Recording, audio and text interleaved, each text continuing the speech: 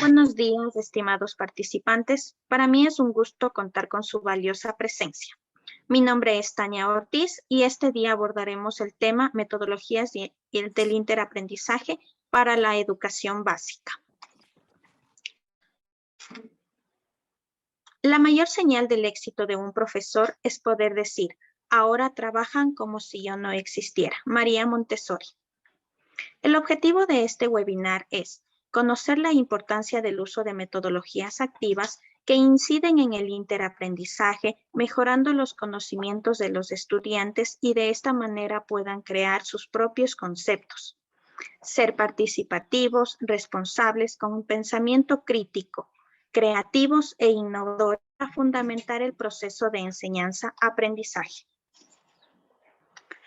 Para lo cual contamos con la participación de la licenciada en estimulación temprana, Irene Pilamala, la licenciada en terapia física, Verónica Madrid, la ingeniera en sistema de calidad y emprendimiento, Nicole Mancheno, la licenciada en educación básica, Celia Castro. Bienvenidas. Instrucciones. Cada moderador dará a conocer el tema y posteriormente los participantes tendrán un tiempo para realizar preguntas. Se pueden introducir preguntas en el chat.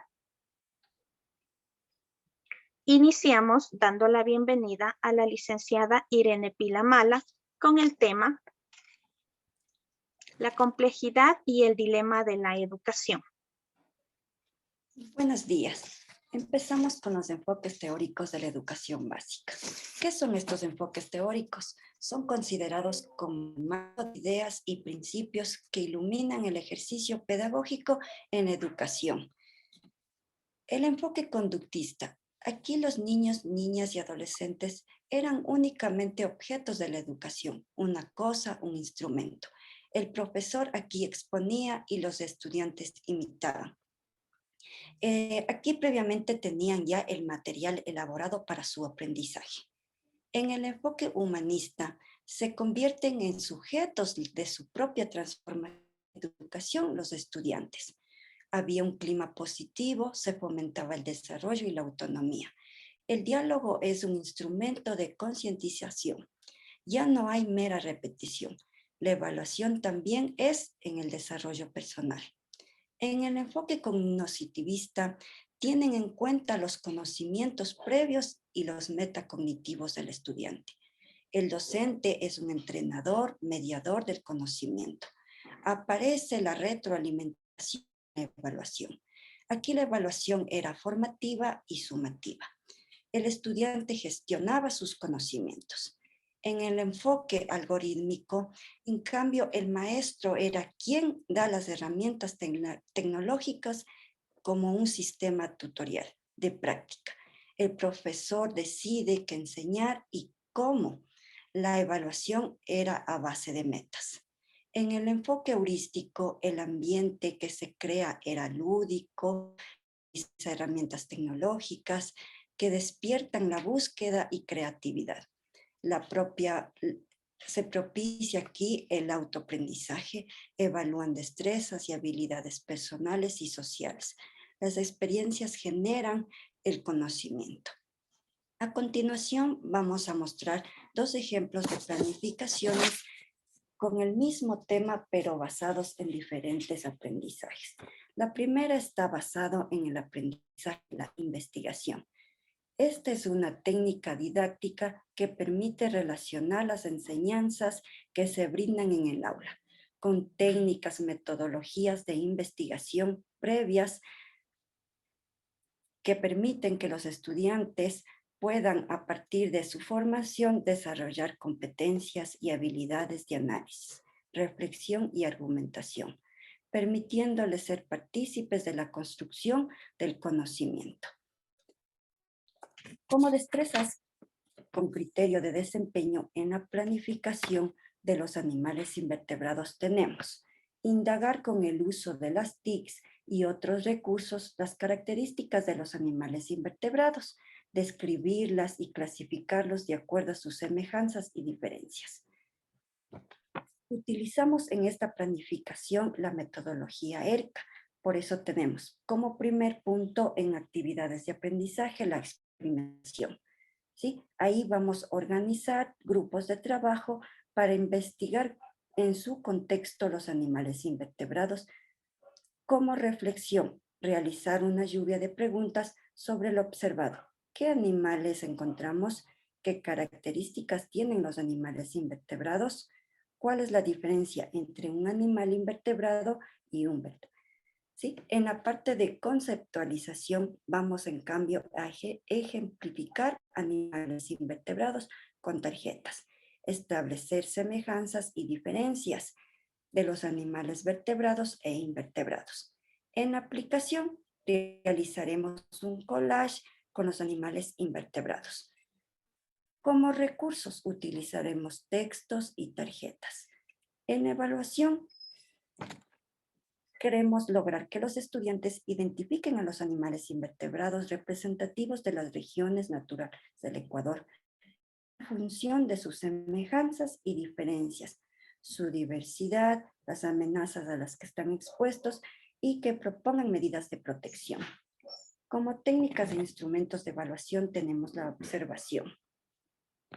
La siguiente planificación está hecha o realizada a base del aprendizaje basado en proyectos, utilizando como destreza con criterio de desempeño, indagar con el uso de las TICs y otros recursos las características de los animales invertebrados, describirlas y clasificarlos de acuerdo a su semejanza y diferencia.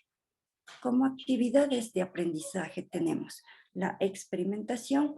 Vamos a reunirnos en grupos de 4 estudiantes en el laboratorio y vamos a observar los animales invertebrados.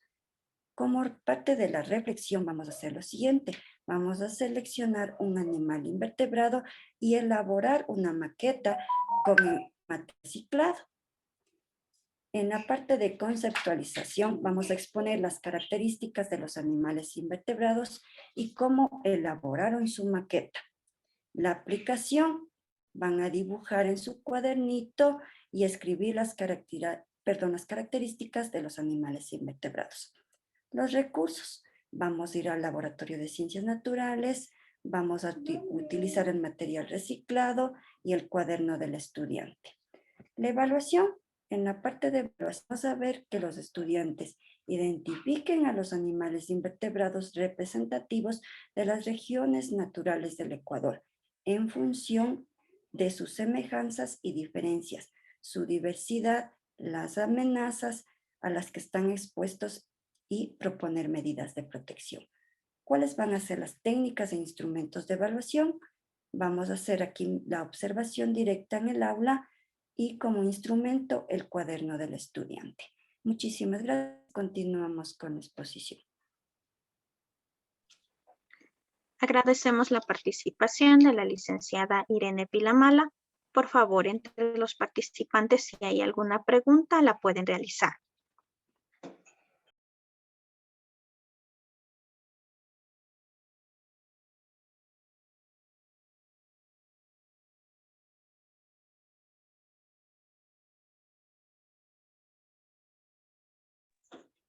Gracias. El tema ha estado muy claro. A continuación, vamos a contar con la participación de la ingeniera Nicole Mancheno con el tema Evolución histórica del sistema educativo ecuatoriano en la educación básica. Bienvenida. Buenos días con todos los participantes. Voy a hablarles un poco de la historia de la educación en el Ecuador. Realizamos una línea de tiempo donde hemos podido conocer la evolución histórica del sistema educativo ecuatoriano. Realizamos un análisis de los cambios, ya sean tecnológicos o de poder político, con sus diferentes ideales para el desarrollo del pueblo. Establecer los cambios realizados en los procesos de aprendizaje. La educación era tarea exclusiva de la Iglesia y los jesuitas supieron ganarse un lugar de privilegio y consideración. Durante la etapa republicana, luego de la batalla del Pichincha en 1922, Ecuador forma parte de la Gran Colombia por 8 años, donde hereda el sistema educativo lancasteriano. Durante la etapa de 1901, se desarrolló el método inductivo, que genera aprendizajes sensoriales. También mediante el método herbatiano nace la planificación de la clase. El ministro de Educación, de Alfaro, logró mejorar el sistema educativo y llevar la educación a todos los que habían sido excluidos. Los cambios de la política educativa desde el 2000 al 2015 fueron algunos, como por ejemplo, la atención a la primera infancia, acceso a la educación primaria, acceso equitativo de jóvenes a programas de aprendizaje, los niveles de alfabetismo y acceso a la educación para adultos, equidad de género y la calidad de la educación. Voy a presentarles un video a continuación para que tengan alguna idea de la evolución de la educación.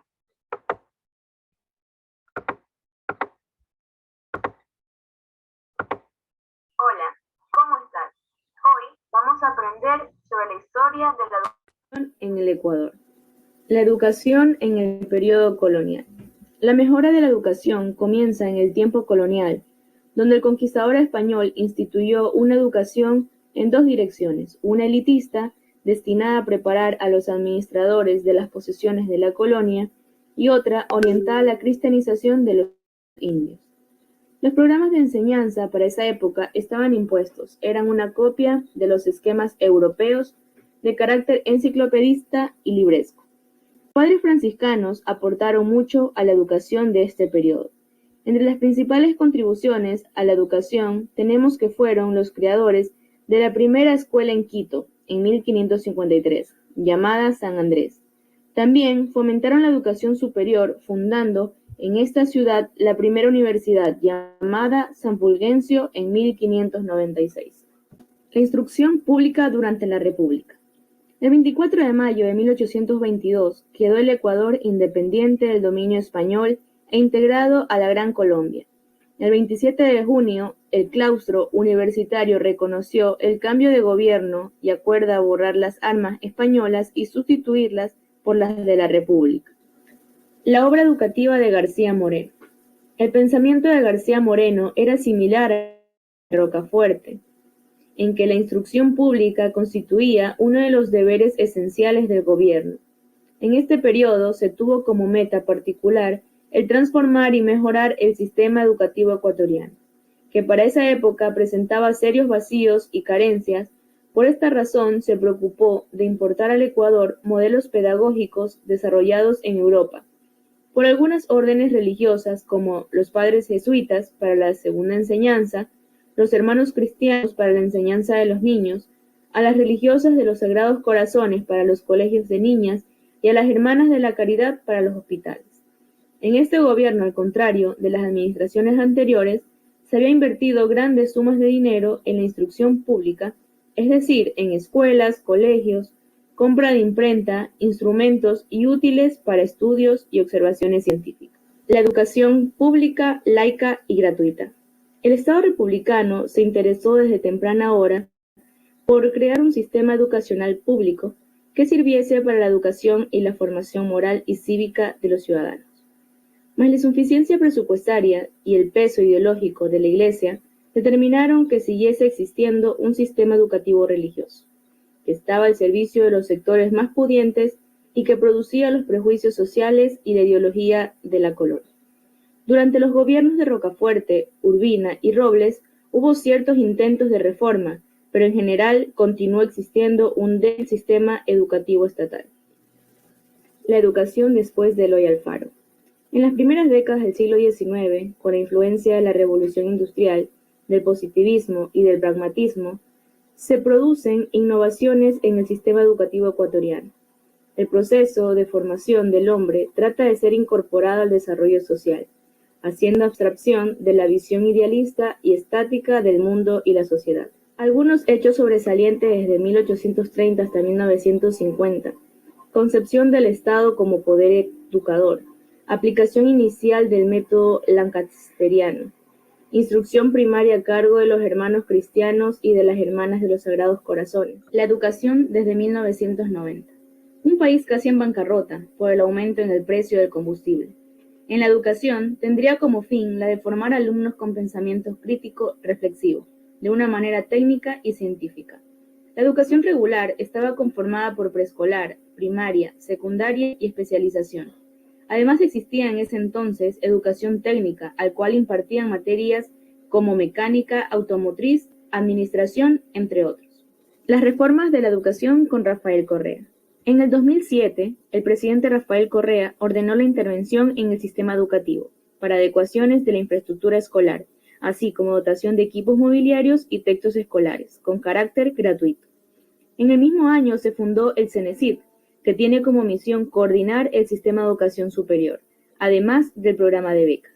En el 2008 se termina de construir la primera escuela del milenio, las unidades educativas destinadas a aumentar el número de inscritos en el país.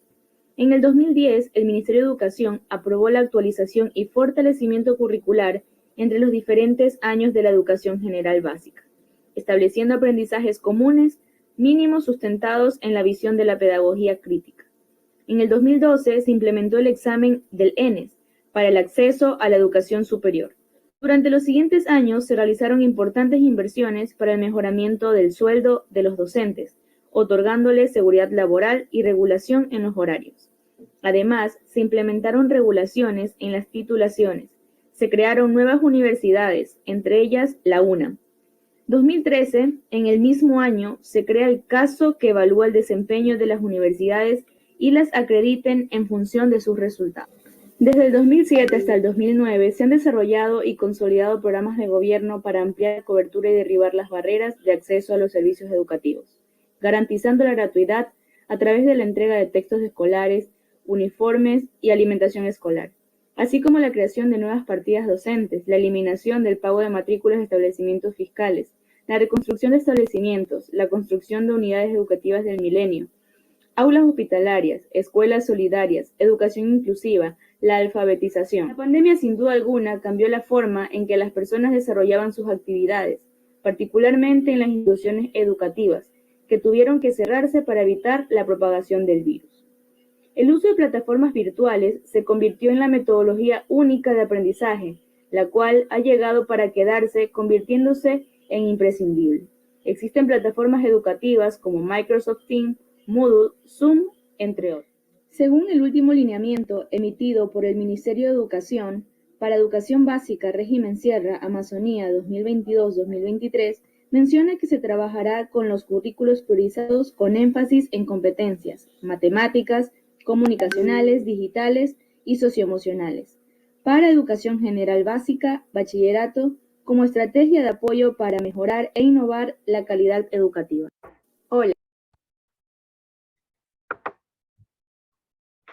La educación, sin duda alguna, evolucionó. Muchos pasamos por una pandemia, donde nuestra vida y estilo de vida cambió totalmente. Nos tocó aprender y acostumbrarnos a lo nuevo. Cuando ya todo trató de volver a la normalidad, llegaron a las aulas con nuevos aprendizajes, nuevos métodos, currículos priorizados y demás. Todo con el fin de que la educación mejore día a día. Muchas gracias. Damos continuación con la exposición. Agradecemos la participación de la ingeniera Nicole Mancheno. De igual forma, si alguien tiene alguna pregunta, por favor, la puede realizar.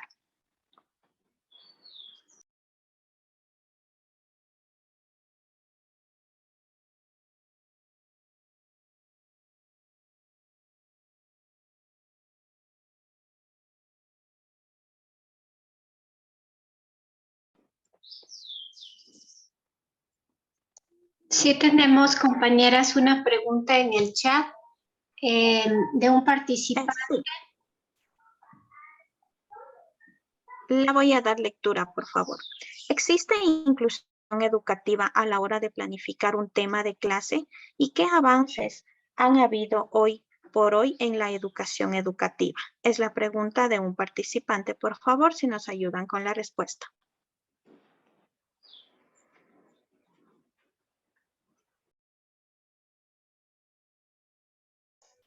Muy buenos días.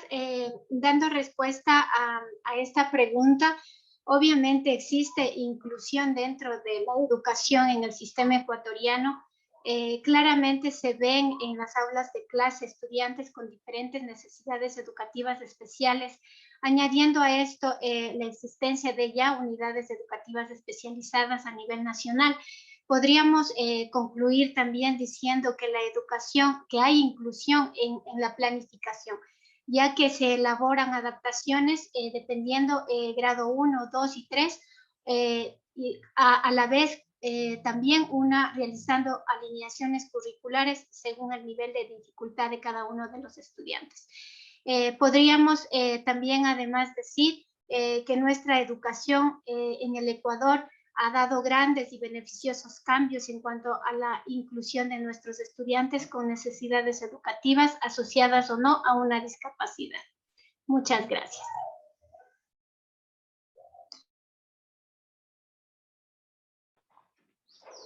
Agradecemos la participación de la licenciada Madrid al responder la pregunta. Vamos a dar paso ahora al siguiente tema, por favor.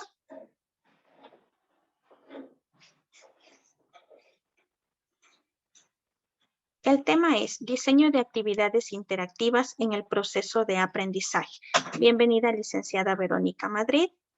Muy buenos días con todos, estimados participantes. Dentro de este tema, nosotros vamos a dar a conocer el proceso del aprendizaje y la gamificación como un recurso para la evaluación de nuestros estudiantes, entendiendo que el proceso de aprendizaje hace referencia a aquel procedimiento en el que se van a dar a conocer y se van a realizar las actividades que se realizan para conseguir el logro de los objetivos educativos. Saber hacer, entender y diseñar procesos para acceder a nuevos conocimientos. Estos procesos pueden estar centrados en diferentes enfoques. Los 4 principales desde los que se han desarrollado las teorías de aprendizaje son la conducta, las emociones como factor para el aprendizaje, el efecto social y el aprendizaje como un proceso mental. La gamificación también se ha tomado en cuenta como un recurso educativo muy importante, técnica o metodología que traslada la mecánica del juego al ámbito educativo con el fin de conseguir mejores resultados, interiorizando conocimientos de una forma divertida, generando una experiencia positiva en cada uno de nuestros estudiantes. Nosotros, como ya hemos comentado hasta ahora, hemos presentado la elaboración de 2 planificaciones, la cual se ha visto plasmada en la práctica a través del enfoque investigativo, el cual plantea de manera creativa que conecta tanto la investigación con la enseñanza y genera a través de este proceso el análisis de conocimiento y la búsqueda crítica de nuevas fuentes de investigación. Vamos a presentar en el siguiente video la clase práctica con un grupo de estudiantes.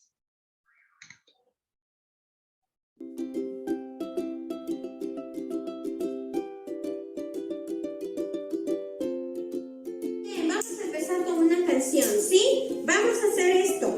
Que tienes en la mano un gusanito, ¿en qué la alimentamos? Con pan y quesito, ¿en qué le damos agua? En un botecito, lo matamos, no, pobrecito. Muy bien, buenos días mis queridos estudiantes. El día de hoy vamos a hablar un tema muy interesante que es los animales invertebrados, ¿sí? El día de ayer vimos los vertebrados, ¿sí? Hoy nos toca los invertebrados. Para eso vamos a formar los grupitos de trabajo, vamos a salir al jardín a transformarnos en investigadores, ¿sí? Ahí nosotros vamos a mirar, vamos a observar qué animalitos podemos encontrar en el jardín, ¿de acuerdo? Van a mirar cómo es ese animalito. Vamos a tomar una fotografía con nuestros ojitos para luego que me digan cómo es en su forma, su tamaño, su textura.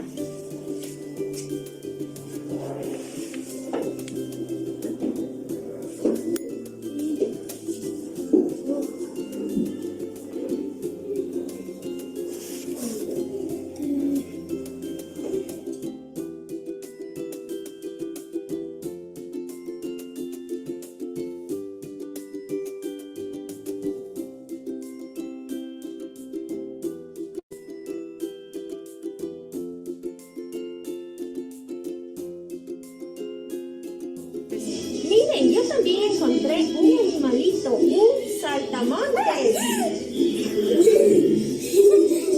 Miren. Oh. Ahora me van a contar qué vieron afuera en el jardín. ¿Quién me quiere decir? Una araña, muy bien. ¿Una araña como esta? Sí, ¿verdad? Una araña. ¿La araña tiene huesos? Sí. No. ¿Era suavita o era dura? Suave. Muy bien. ¿Qué más miraron? ¿Qué más miraron?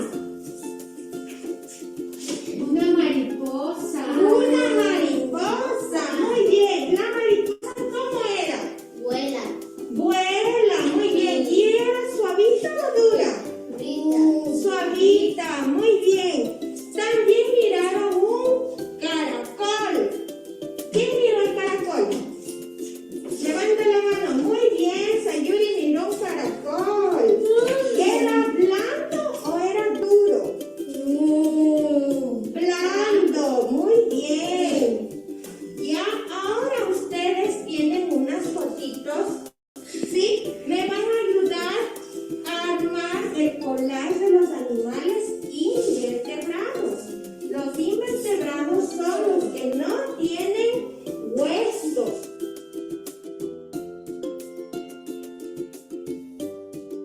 Mariposa. Y tenemos un saltamontes. Un saltamontes. Correcto. Estos son algunos de los animales invertebrados. Muy bien. Un aplauso para nuestro plan. Aquí tengo dos grupos de tarjetas con las imágenes de animalitos vertebrados e invertebrados. Sí, me van a ayudar a clasificar, separar las tarjetas. Sí, cuáles son vertebrados y cuáles son invertebrados. Sí, vamos a coger, a ver, denme una tarjetita. Ya, este pollito es un vertebrado. Muy bien. A ver, este cerdito, un vertebrado. Muy bien. ¿Y esta araña? Esta araña es un invertebrado. Le ponemos acá. Muy bien. A ver, vamos a ver otro. ¿Quién me da otro? Cojan las tarjetitas. A ver.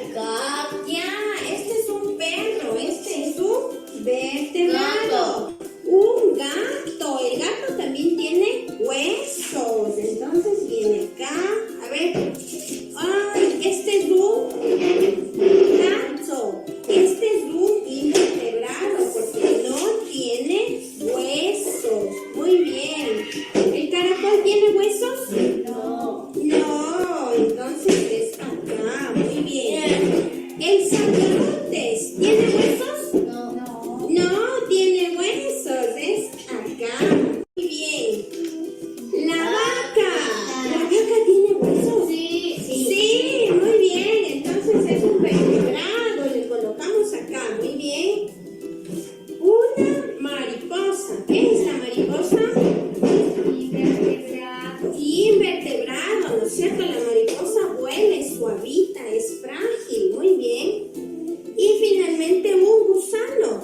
El gusano era suavito, es invertebrado. Muy bien. Clasificamos las tarjetitas en invertebrados y en vertebrados. Muy bien. Sí. Tengo un dato muy importante, ¿sí? ¿Sabías que el pulpo, mírele, el pulpo sobrepasa a los demás invertebrados en número de neuronas? Pues cuenta con 500 millones. ¡Wow! Y miren otro. ¿Sabían que los artrópodos son los más abundantes en el planeta Tierra? Y se dividen según su número de patas en 4 grandes grupos. Vamos a mirar.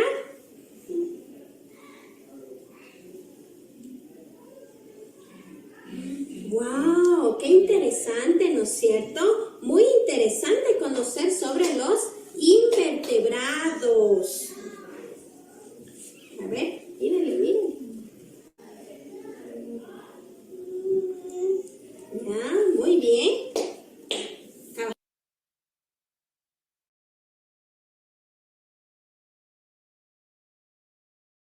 En el desarrollo de esta clase se ha podido evidenciar las fases de la misma, como son el inicio, el desarrollo y el cierre, al igual que las fases que son la motivación importantes en un proceso de aprendizaje, el conocimiento, la comprensión, la aplicación y la validación de las mismas.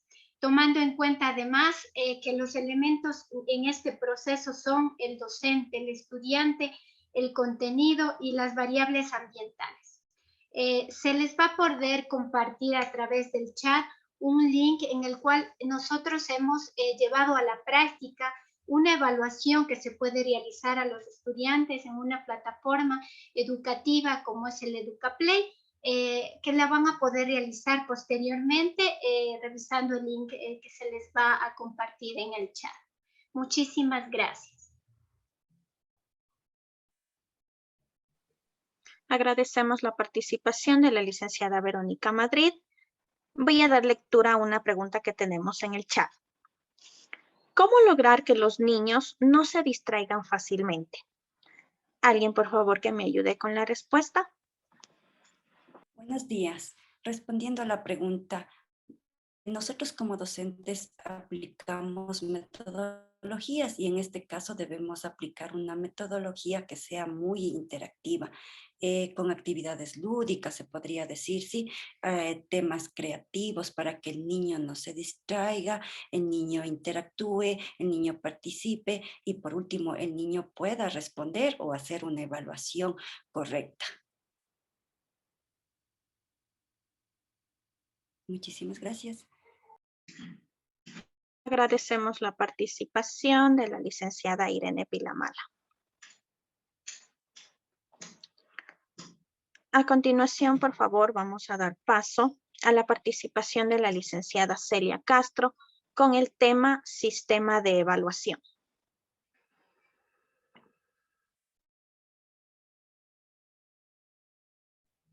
Muy buenos días, queridos participantes. Vamos a hablar un poco de lo que es el sistema de evaluación.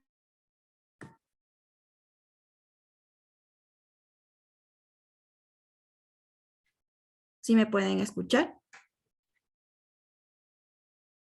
Sí, Celita. Sí. Continuemos. La evaluación y la mediación. Aunque se suelen usar como sinónimos intercambiables, en términos técnicos no son los mismos, porque mientras la medición proporciona información, la evaluación la juzga. Mientras la medición es cuantitativa, la evaluación es cualitativa, pero en ambas concurren a un mismo propósito que en la toma de decisiones. Entonces, diríamos que medir es asignar números, dar una calificación cuantitativa de aciertos y errores y está centrada solo en objetivos preestablecidos, mientras que la evaluación es apreciar el valor de una cosa y está más centrada en la persona y en función de ella da una valoración. Entonces, diríamos que la evaluación es un proceso que implica descripciones cuantitativas y cualitativas de la actuación de los alumnos, la misma que es muy importante porque nos ayuda a orientar la enseñanza.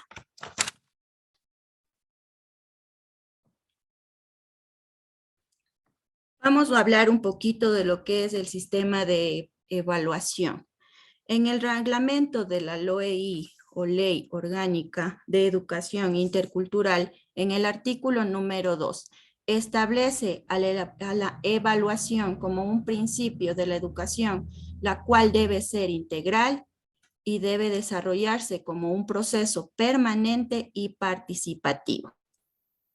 También hablar del instructivo de evaluación estudiantil, donde la evaluación debe ser planteada para la mejora de los aprendizajes debe ser realista, relevante, constructiva, comunicativa y flexible. Tanto en la planificación microcurricular, donde se evalúan conocimientos, habilidades, actitudes, intereses y expectativas. Tenemos aquí tipos de evaluación. Puede ser inicial, formativa y sumativa. La inicial es la diagnóstica que se hace antes de los aprendizajes previos con el propósito de establecer prerequisitos, determinar aprendizajes previos. La formativa se da durante el aprendizaje y nos ayuda para determinar avances, introducir correctivos, inclusive hacer retroalimentación. La sumativa, que es al final de un módulo, para certificar, acreditar y promover. Entonces, la evaluación se va a hacer de manera continua, ya sea para mejorar los aprendizajes, cambiar de metodología para que los estudiantes no se queden atascados en los conocimientos. Entonces, tomando en cuenta los diferentes enfoques tradicional, ya sea el constructivista, conductista, cognitivista y sus características, concluye que la evaluación va más allá de la especificidad teórica que caracteriza a cada línea de pensamiento y enfoque, la misma que nos ayuda a mejorar los procesos de enseñanza, aprendizaje, como en sus resultados. Entonces, la evaluación va a ser siempre permanente, no solo para los estudiantes, sino también para los docentes. Muchísimas gracias. Agradecemos la participación de la licenciada Celia Castro. Por favor, entre los participantes, de igual manera, si hay alguna pregunta, que la realicen, por favor.